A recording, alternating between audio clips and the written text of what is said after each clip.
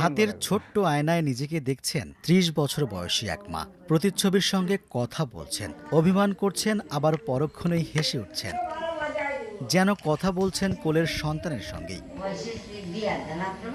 গর্ভের সন্তান সুস্থভাবে পৃথিবীর আলো দেখলেও এই মা পাননি সন্তান সুখ কিংবা মাতৃত্ব। মা হতে গিয়ে মানসিক ভারসাম্যহীন তিনি। সারা মানবিক বৃদ্ধাশ্রমে মানসিক ভারসাম্যহীন বৃদ্ধ মানুষগুলোর সঙ্গে জীবন কাটছে তার।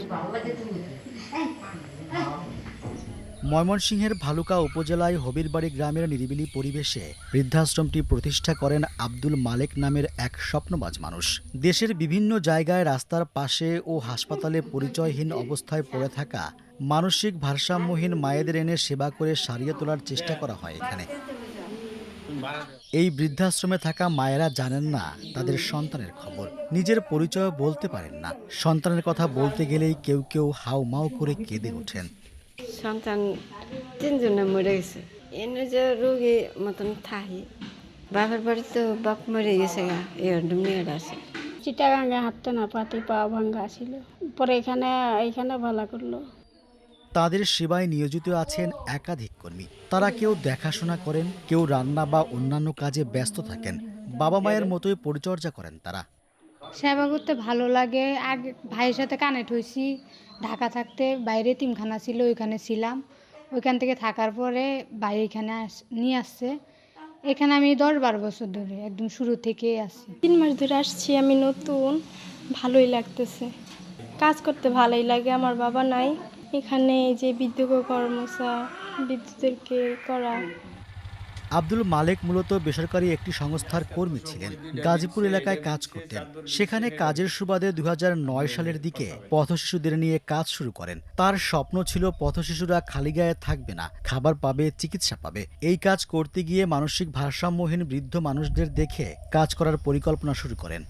মানসিক ভারসাম্যহীন হয়ে পরিবার থেকে বিচ্ছিন্ন হয়ে রাস্তায় জীবনযাপন করে, শুধুমাত্র তাদের জন্য বৃদ্ধাশ্রম বাংলাদেশে খুবই কম, আমার মনে হয় নাই বললেই চলে। তো আমি তাদের জন্যই এই চিন্তাভাবনা আমার শুরু।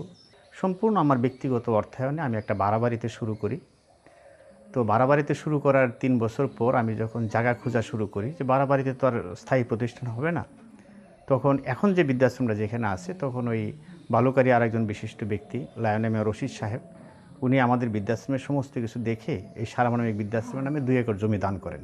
সাধারণত আমরা নিজেরা ওদেরকে বিভিন্ন দেশের বিভিন্ন জায়গা থেকে সংগ্রহ করি, নিজেরা সংগ্রহ করি, বাস স্টেশন থেকে, রেল স্টেশন থেকে, অনেক সময় হসপিটাল থেকে আমাদের বৃদ্ধাশ্রমে পাঠায়, সমাজসেবা অফিস থেকে পাঠায়, থানা থেকে পাঠায়। আব্দুল মালেকের এমন নিঃস্বার্থ ও মানবিক উদ্যোগ আজ পথ দেখাচ্ছে সমাজকে। তার এই অনন্য কাজকে সাধুবাদ জানিয়েছেন সমাজের বিভিন্ন স্তরের মানুষ। তাদের মতে কেবল ব্যক্তি উদ্যোগ নয়, বরং এই অসহায় ও মানসিক ভারসাম্যহীন মানুষগুলোর প্রতি রাষ্ট্রের পাশাপাশি আমাদের প্রত্যেকেরই মানবিক দায়বদ্ধতা আছে।